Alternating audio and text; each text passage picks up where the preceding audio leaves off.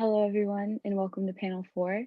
My name is Sawyer Swain, and I'm the Incoming Outreach Committee Chair here at CU UNICEF. Our panel will begin with a brief introduction of our panelists, followed by questions from our club members. At the end, we will have a 10-minute Q&A session with questions from the guests. Our first panelist, Chris George, is the Executive Director of IRIS, Integrated Refugee and Immigrant Services. Before becoming Executive Director, Chris George worked for several years in the West Bank and Gaza Strip, where he directed a legislative strengthening project with the Palestinian Parliament and later established an emergency assistance program for Palestinian nonprofits. Our next panelist, Eaton Peled, manages the Unicef USA Child Migration and Protection Program, which seeks to guarantee the rights of children at every point in their migratory route, namely Central America, Mexico, and the US. Following, our next panelist is Adafo Okoro, the Executive Director of RDJ Refugee Shelter, where he helps refugees transition to life in America. Adafo Okoro has also produced some short films called Why Blame Us and Let Me Exist to tell his personal struggle and the struggles of LGBTQ Nigerians living in the diaspora. Our final panelist, Dr. Sandy Jackson, is a PhD graduate in law with expertise in the Australian refugee advocacy movement's efforts to create legal and social change for children in immigration detention. She is currently working for the Australian government's Royal Commission into Violence, Abuse, Neglect, and Exploitation of People with Disabilities as part of their legal research team. And finally, we also have a special pre-recorded panelist today, Devin Cohen, the Senior Advocate for Women and Girls at Refugees International. Her most recent research focuses on unaccompanied children in Greece and survivors of sexual violence in South Sudan. She will now answer 2 questions for us in the following video. Thanks to Columbia's UNICEF Club for inviting me to this wonderful conference. I'm excited to be amongst other panelists, and today I'm just going to answer 2 brief questions. And my name is Devin Cohen. I'm the Senior Advocate for Women and Girls at Refugees International. And the first question I'm going to answer is, what does my organization do? What do we do for refugees? How do we work with refugees? And how do we benefit refugees? And my organization, Refugees International, has been around for more than 40 years. It's an independent advocacy organization. So what we do is we go to various humanitarian crises around the world where there's displaced people, and we talk to them. We talk to internally displaced people, refugees, asylum seekers, stateless people, really all forcibly displaced people that need assistance, and try to figure out what is it that they really need, what are their protection issues, and how can policymakers address them. So we also talk to NGOs and government officials and UN agencies, because by being independent, we're able to share their voices and their concerns anonymously and through our organization. So we're able to bring the voices, most especially of refugees and asylum seekers and displaced people, to decision makers, to policymakers, and really share what's really going on unfiltered and without the bias of getting money from organizations or governments or anything like that. So we don't take any money from any governments or UN agencies or other NGOs. So what we're able to do is really be objective and really bring the truth to decision makers, and then advocate for certain policy decisions, advocate for policy changes that will benefit refugees and help protect displaced people, and give them opportunities and really protect their rights. And so because I'm the Women and Girls Advocate, I focus on women and girls. I focus on their unique needs, their unique capabilities, and also just a lot of the protection challenges that they have. So in displacement, women and girls are more at risk for gender-based violence. There's obviously issues of loss of livelihoods, family separation, a lot of things that women and girls deal with that are different than men and boys. And so oftentimes those concerns and issues are overlooked. And my job is to bring them front and center, to really help policymakers understand what displaced people are going through, elevate the voices of displaced people themselves to these decision makers, and especially the voices of women and girls, which are often really disregarded and not taken into account the way they need to be. The next question I want to answer very quickly is how can average citizens, especially college students, help refugees? And I would say what the most important thing you can do is educate yourselves. Educate yourselves on the conflicts refugees are fleeing from. Educate yourselves on people migrating because of climate change and what that means, and do they have any legal rights, and how are they protected or not. Educate yourselves on US asylum policies. How can refugees get to the US, and are there any pathways for them, or what are their challenges when they arrive? I think that educating yourselves is the most important thing because there's so much misinformation out there. And then secondly, voting. Vote, vote, vote. Vote for leaders that are receptive to the real information about what's going on, the real risks for refugees, and what they really need. And so today that I'm recording this is election day. It's actually election night.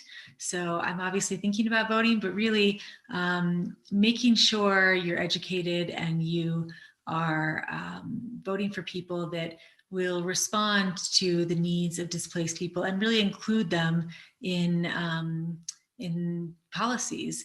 And I'm not just talking about the US. I think that, we work worldwide. And so people in Ecuador need to vote for leaders that will receive Venezuelans and assist them and have dignified, humane policies that help protect them. So it's all around the world. And one of the things we do at Refugees International is advocate to other governments about how they should be treating refugees and asylum seekers and other forcibly displaced people. So that's what I would recommend. But I'm really happy to have talked to you a bit today, and good luck with the rest of the conference. Thanks a lot.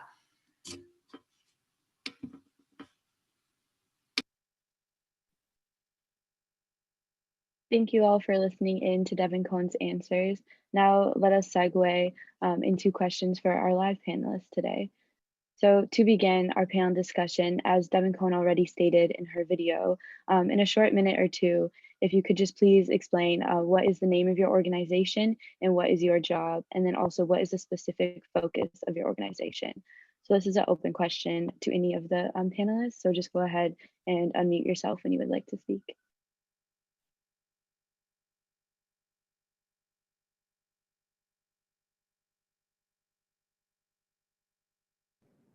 Hi, everybody. My name is Sedafi Boro.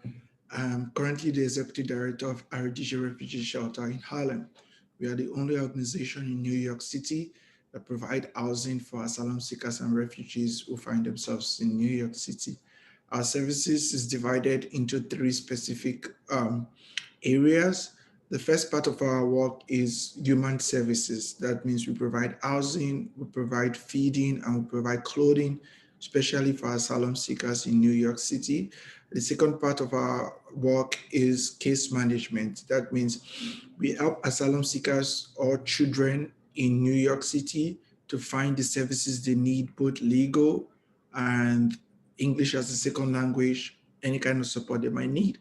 The third part of our work is advocacy. We try to create laws that are favorable for refugees and asylum seekers in New York City that involve changing housing laws, providing access to shelter, and also fighting against the federal government when they pass laws that would not be favorable for the community we serve.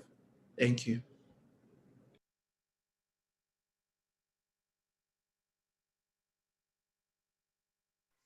I'll go next. Chris George. I've been with IRIS for about 15 years, and IRIS is one of about 200 proud refugee resettlement agencies spread across the United States. Our job is to welcome refugees who've been selected by the State Department and vetted by Department of Homeland Security overseas and then invited to come to the United States. Our job is to welcome them and get them off to a good start. In good years, with good administrations, we are welcoming, between 70,000 and 100,000 refugees a year. The outgoing administration brought the number down to 11,000 refugees. President-elect Biden promises to bump the number up to 100,000. And we will be making a very strong push to encourage the other 199 refugee resettlement agencies in the country to use an approach that we use here in Connecticut that's been very successful and I think is really the future of refugee resettlement. And that is an approach that engages volunteer groups, community groups, a lot like the system in Canada, engaging volunteer community groups to resettle refugees in their communities after they've been trained by us and under our supervision. That is the best way for average American citizens, that is the best way for them to educate themselves about refugees and then to become supporters of refugee resettlement. We have, for the past 40 years or so, we, the refugee resettlement community, the nonprofit groups that are involved in this, we've done a pretty good job of providing the basic services that are required by the US government. Housing, healthcare, connecting refugees to healthcare, enrolling kids in school, helping people learn English, helping them get jobs. But we have done a poor job of educating Americans and engaging Americans. And that has to change, because we cannot expect Americans to support refugee resettlement if they don't know what it is. And we have an ideal opportunity to involve Americans in this incredible American tradition and one of our finest foreign policy programs. I mean, how often can an average citizen get involved in a foreign policy program that is universally popular around the world? So this is what we need to do. We hope to be encouraging other refugee agencies to take the same approach. Eventually, it can actually lead to greater numbers of refugees coming to this country as well, because again, we would love to see this, what we call community sponsorship, evolve into a kind of Canadian style private sponsorship model where we bring people to the United States through the government program, and then on top of that, we bring additional refugees who are resettled through a private sponsorship system.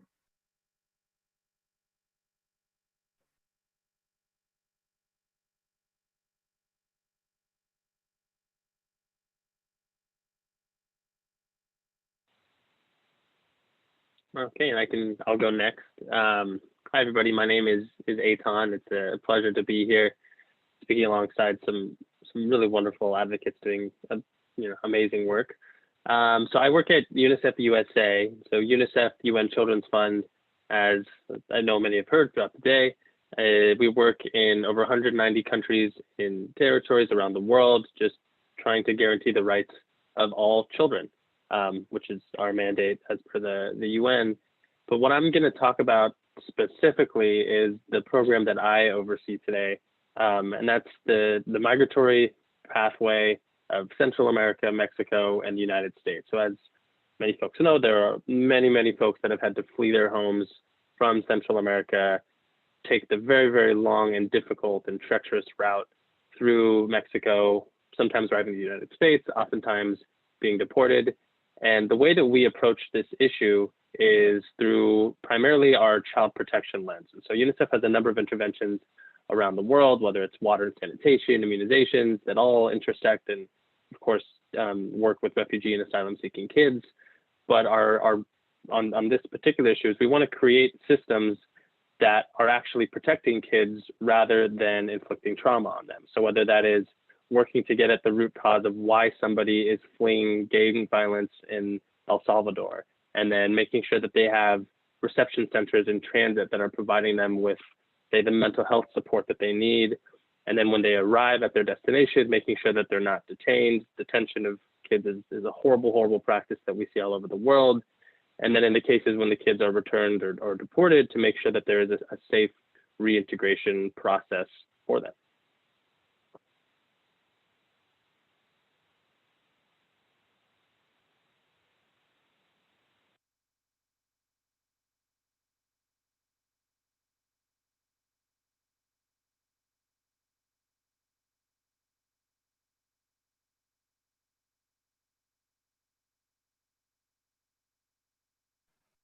Thank you all for your answers. I believe we have one more. If Sandy Jackson, you would like to share a little bit about like the work and research that you do as well.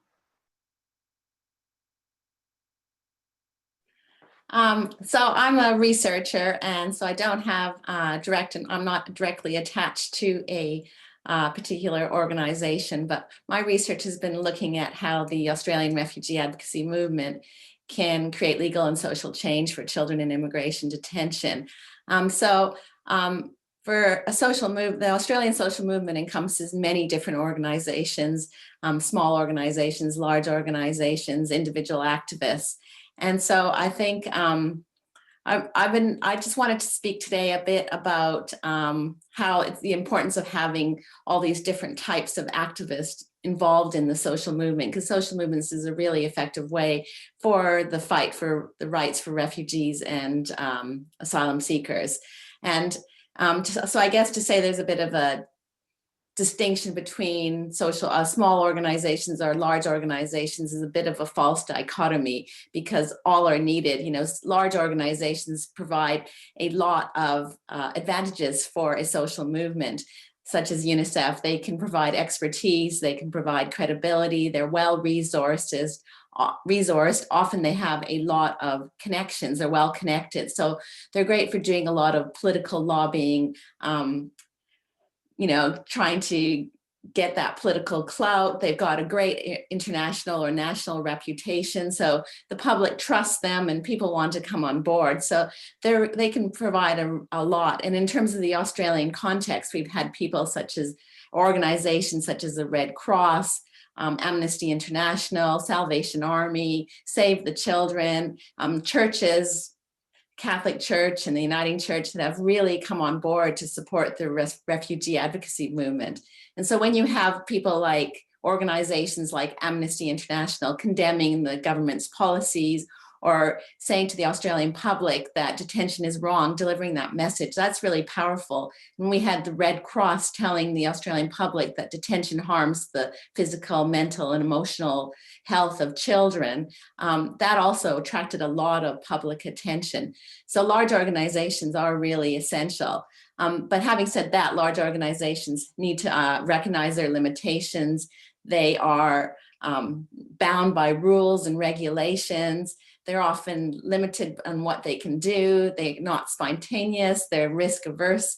So the importance of these smaller organizations that some of you are involved in is also really important, because it allows for more creativity, more spontaneity. You can bend the rules a little bit. You can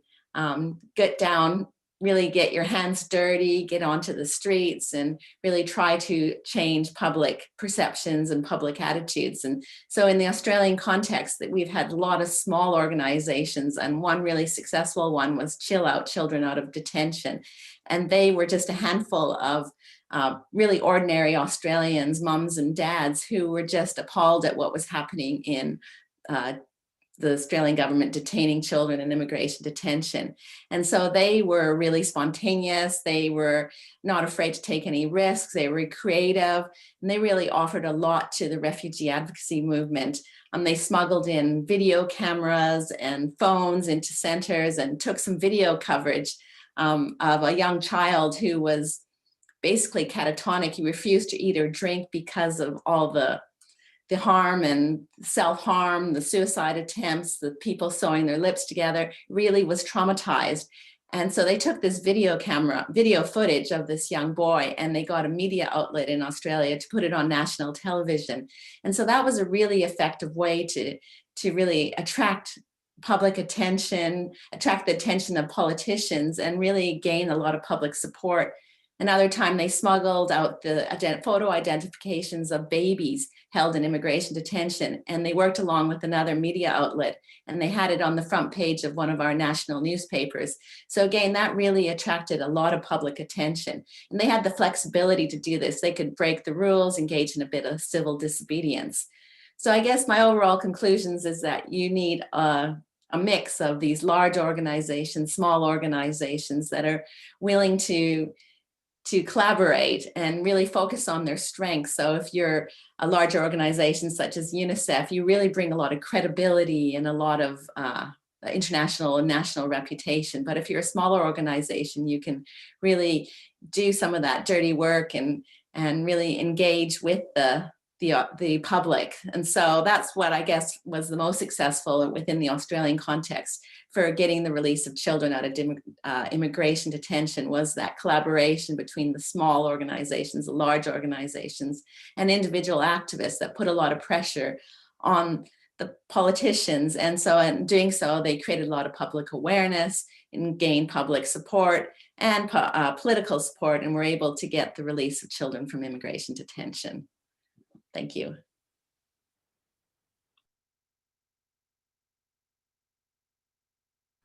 Well, thank you all very much for your answers. And thank you for giving us a quick snapshot into your work. It's wonderful to be able to hear exactly the work that you guys are doing.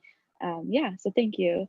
Next, we'll move on to our next question, which is directed towards Sandy Jackson, actually. So with your research on how social movements can create change through grassroots advocacy, is there a role for grassroots social movements in the fight to protect refugees? And how would that differ from or complement the work of large organizations like those in this panel? As you already mentioned in your introduction to your organization, could you elaborate a little bit more on the grassroots social movements and what they specifically do to help refugees? Well, grassroots social movements are really essential. And as I think I've pretty much touched on a lot of the important elements of grassroots social movements, but grassroots social movements are, we've seen it time and time again in society. We've got, gay rights, environmental rights, abortion rights, pay equity rights, women's rights. These were all driven by social movements. And so within the refugee and asylum seeker space, there's a real need for grassroots social movements, because governments around the world, they're not really paying attention. They've got their own agenda. They're interested in border control. I mean, particularly here in Australia, they're interested in the economic situation of bringing all these people into their country. So there's a real need for people to unite, for groups to unite, to have that collective action and really fight for the rights of these marginalized people. Within the Australian context, my research was really focusing on what is more effective, whether strategic litigation or fighting on the streets. And what I found was that you needed really a combination of both. So just relying on lawyers and policymakers to, change the legislation or go to court and win a case is not enough. It's because within the Australian context, even when they won in court, some of these activists, the government just went and changed the legislation. So you didn't actually get anywhere. But it's really when you have these organizations and these activists on the streets engaging in grassroots strategies. So protests, demonstrations, lobbying, they're really important. But also doing other things such as what I found within my research was the real importance of storytelling. So, trying to humanize refugees and asylum seekers so that the public can relate to them and see that they're just ordinary people, giving them agency. So allowing people of a migrant background to tell their story, that's really effective. And for organizations to really play to their strengths. So as I mentioned before, if you're a larger organization, you should really recognize what you can bring to the table. And whether you're a smaller organization, you have more flexibility. You can engage in some civil disobedience. Because what I found was you needed that whole combination of loud advocacy, quiet advocacy, which is more of the lobbying, and then fearless advocacy, which is some of these civil disobedience tactics. They've all been really effective in creating change. So overall, I guess grassroots social movements are really essential for actually creating meaningful reform in the whole system, and not just through the courts, but in changing public attitudes and then gaining that political support. So it's really having all the ducks lined up so that you can actually do something meaningful and long-term. Thank you. Thank you very much for your response. Our next question is directed at Idafio Poro. As the Executive Director at RDJ Refugee Shelter, and Mr. George as well, as the Executive Director of IRIS, could you elaborate on how your organization assists refugees with the transition of living in the US, or assists them with relocation or living in their home country? So we don't actually help refugees outside the US. Specifically, we help asylum seekers who become refugee in America. So it's two different, it's the same thing, but it depends on how you come into America. I think Ethan has a better idea of this because most migrants from Central America do not have refugee camps there, and the countries they find themselves in do not have the capacity to process them. So when they get to the US border, it's by federal mandate that each arriving alien have to be detained. So when you are detained, you do a credible fear interview and you might be determined to see a judge. But in that process, you might be granted parole or bond. For you to be granted parole or bond, you need a sponsor in the US where you would stay to show that you will come to immigration court. So we in New York provide that later for lawyers to add to the case for the judges to grant those people bond or parole. Others are granted asylum or temporary protected status when they are released from the detention center. They do not have a place to go to. We provide housing for them. The third set of asylum seekers are people who are in the US and discover that their country condition changes and could not return back to their country. They don't have any form of identification. They don't have a place to stay. We provide housing for those people. Primarily, our work involves housing. Then refugees that get to America, we support with integration by providing social services that will help them become integrated into our society. But a big part of my work as a director is that I'm an activist. And echoing what Sandy just said is that grassroots activism is the backbone of American immigration fights. So for them to be a policy change, for them to be a systematic policy change, they have to be buy-in from the electorates. And refugees cannot vote in America. Asylum seekers cannot vote in America. When refugee issues become a ballot issue, politicians tend to listen. I remember the separation of family policy arose a lot of backlash, and I was leading protests in New York City. In 2018, we did the World Refugee Day rally. Every year we do a rally in New York City from Bryant Park to the UN. And I remember on that day, June 20th in 2018, we were doing the rally when Trump revoked that executive order about the separation of family, because protests come from every major city in America. So that's one thing I believe my work involves, is that getting people to the point to see why their voice matter and how they can channel their voice into creating change. I believe so much that the revolution is local.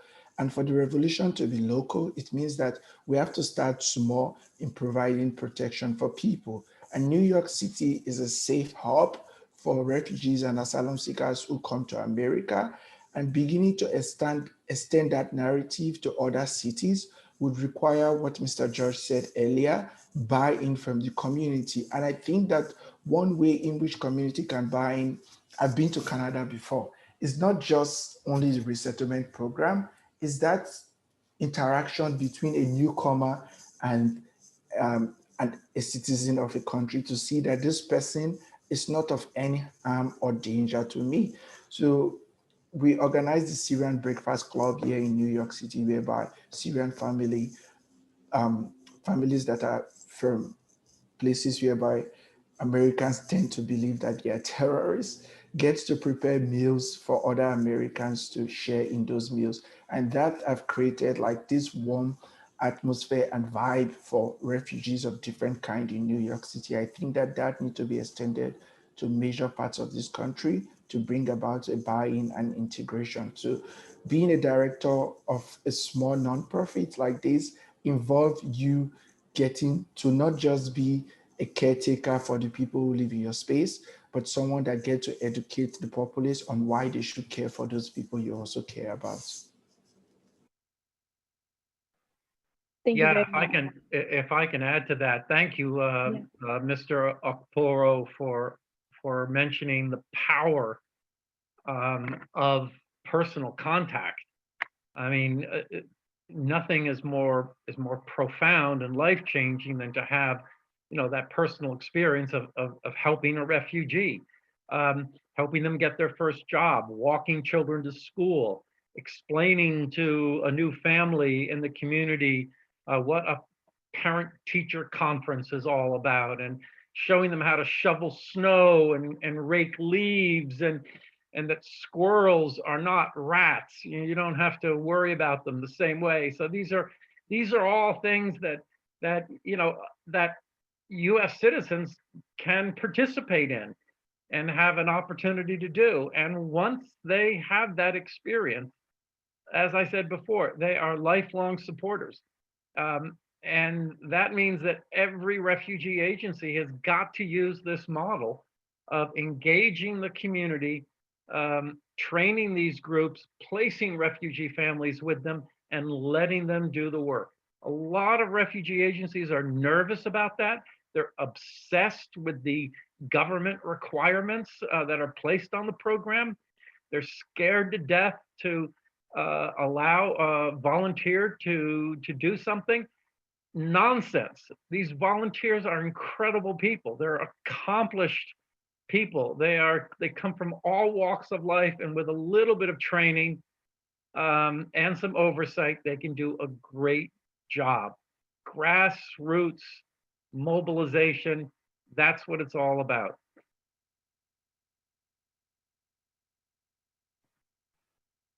Wonderful. Thank you very much for both of your guys' answers. The next question is directed to Aitan Peled.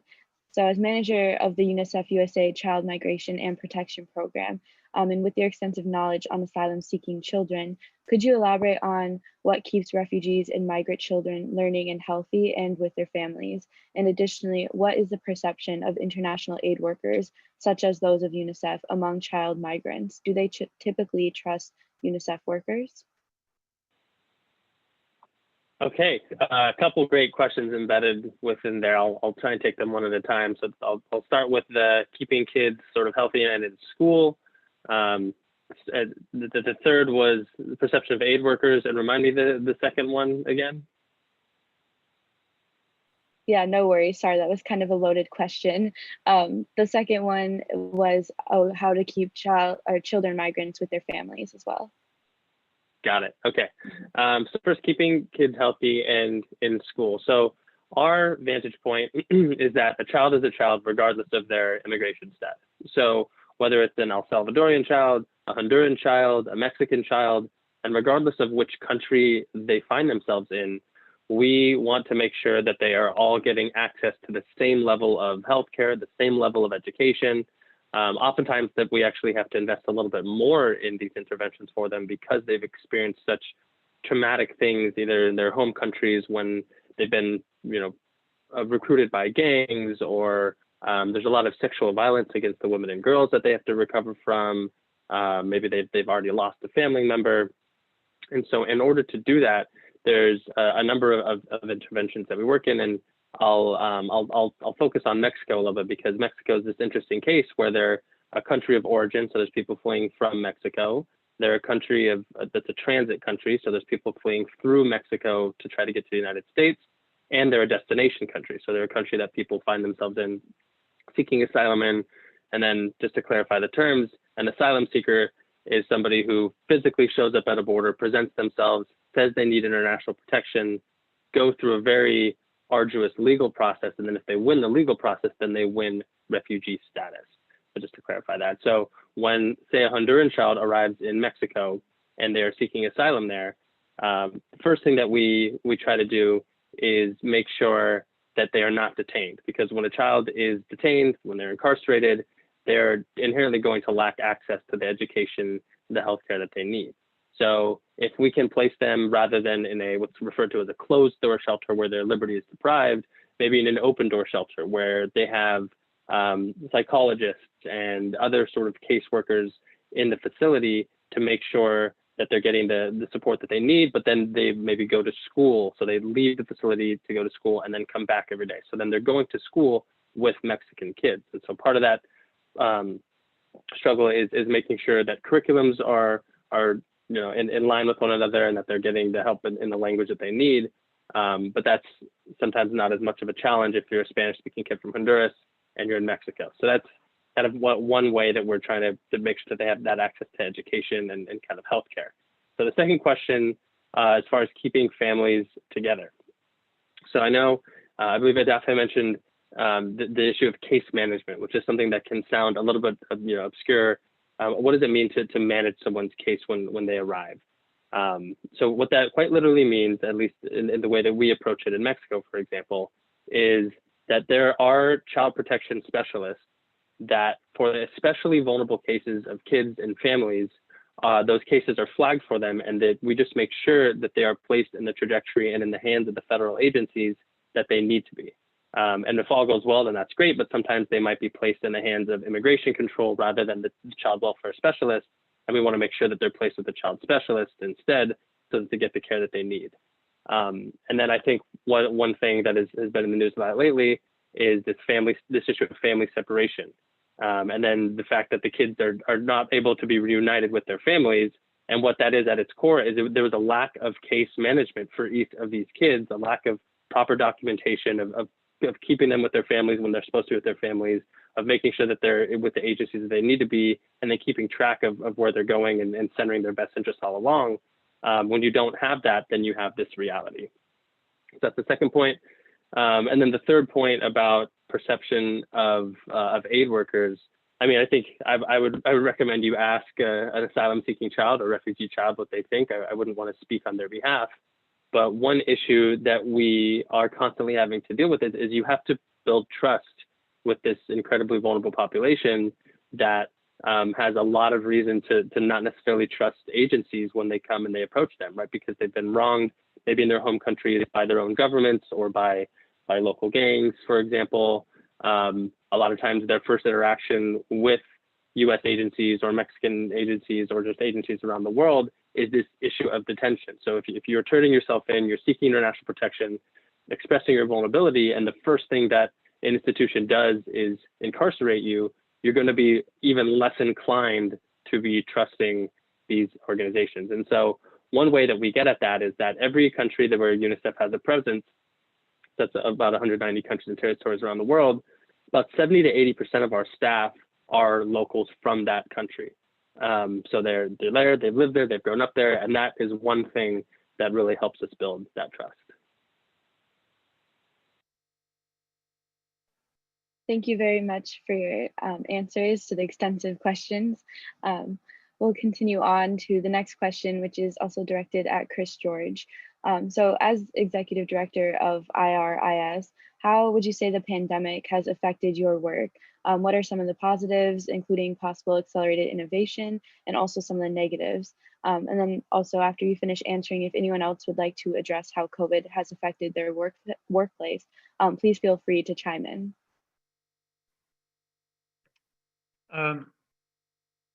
We, in early March, shut down the physical office, and the staff of about 40 people have all been working remotely.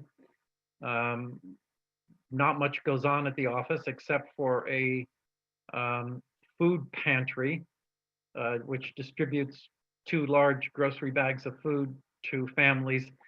And that tripled in size. It went from 85 families that we were serving in February and early March to 250 families. So we continue to operate that, and we work remotely, although we are having some meetings outdoors with clients. We've done some outdoor trainings. So it really has made it difficult to conduct person-to-person, face-to-face services. Case management, like Etan Pellet had mentioned, is hard to do over Zoom. Case management is difficult to do even under the best of circumstances. It is especially difficult to do it via Zoom. We have had to provide technology, not just to all of our staff, which wasn't all that difficult, but we had to provide a lot of technology to our clients, especially children who are involved in school. If the school district wasn't able to distribute Chromebooks to everybody, we stepped in and did it. We have also swung open our doors to other immigrants, not just refugees who came in through the State Department program, but because COVID has had a most devastating impact on undocumented immigrants, we have assisted them as much as we can. We paid more than $100,000 in rental assistance so people wouldn't be evicted. And we've also distributed a lot of healthcare supplies. So it has changed things. It's changed things dramatically in the way we work and in the kinds of things we do. Fortunately, very soon, I hope we are going to have a federal government that takes things under control and improves the situation for all of us, especially the most vulnerable.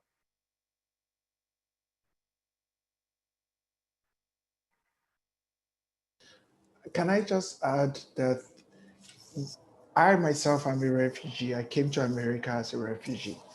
And one topic that we rarely talk about is the imploding effects of COVID-19 on the mental health of people who just came to America. So take, for example, when I came to America in 2016, there wasn't COVID-19, but it was very difficult to navigate this country.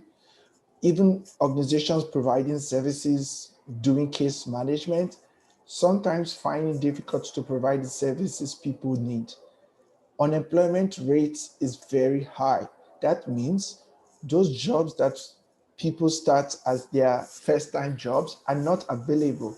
Restaurants are closed, hotels are closed, shops across the 7th Avenue Fashion District are closed. That is a very difficult situation for somebody to be met with, to be able to rebuild your life in this country. That means you'll be depending on people to support you for a prolonged period of time. Secondly, immigration courts were closed for a prolonged period of time. That means you might not know when next your immigration case will be decided. People without any form of health insurance that are asylum seekers are left in the limbo of like, if I fall sick, how would I be able to take care of myself? So I think that we should revamp our immigration system. This has been a conversation for a very long period of time. The executive branch have too much power to control and change legislation in the twinkle of an eye. 3 laws that have been passed this year that almost make it difficult for people to seek asylum in America were all from the executive branch. None of them were legislative bills.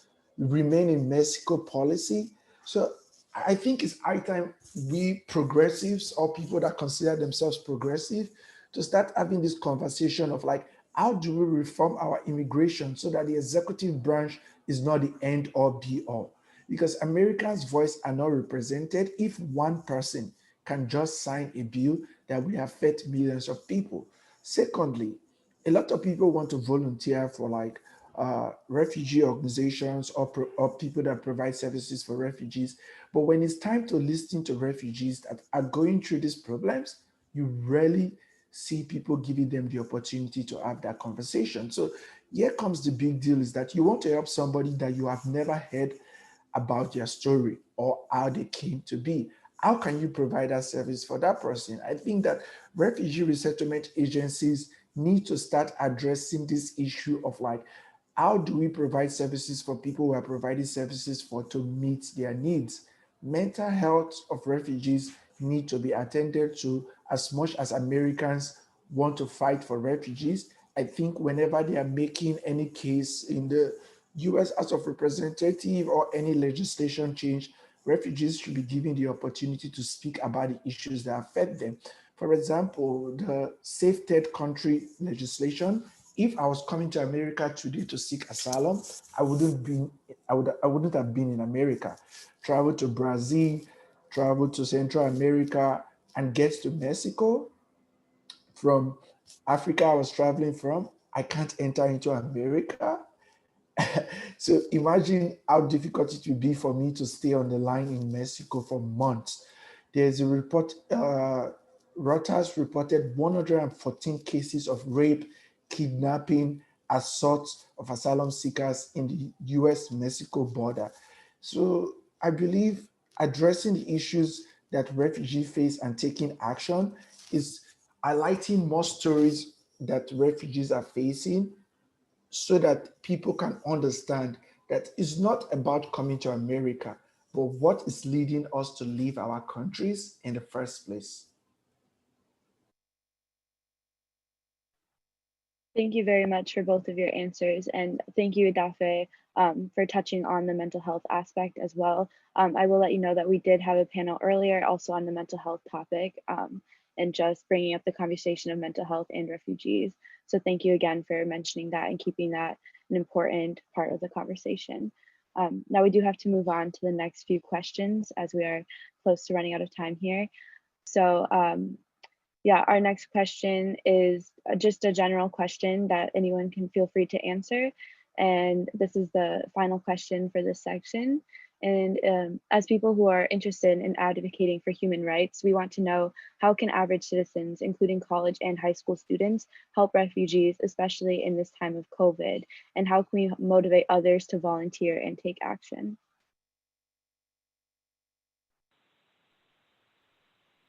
I can start.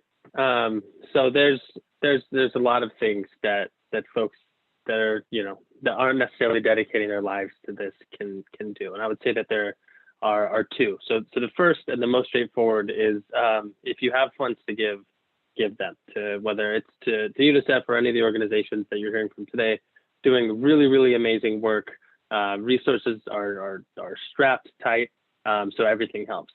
And then the second is one that's already been touched on, is advocacy, which comes in a number of ways. So there's advocacy to governments, and there's advocacy just even with our friends. So as you hear about this issue, we are kind of losing the narrative battle when it comes to migrant kids, asylum-seeking kids, to refugees. So just hearing some of the things, just any of the points that you heard today on this panel or any of the addresses that you've heard, and then going and telling 5 friends about it, talking to it, centering their needs in the conversation. And then there's the government level advocacy, writing letters to your elected officials, wanting them to center the best interests of kids, regardless of their migration status, and of refugees and of asylum seekers. And I'll give you one example of why it's so important to do advocacy, because there are policies in place that are just frankly bad for kids, especially asylum seeking kids.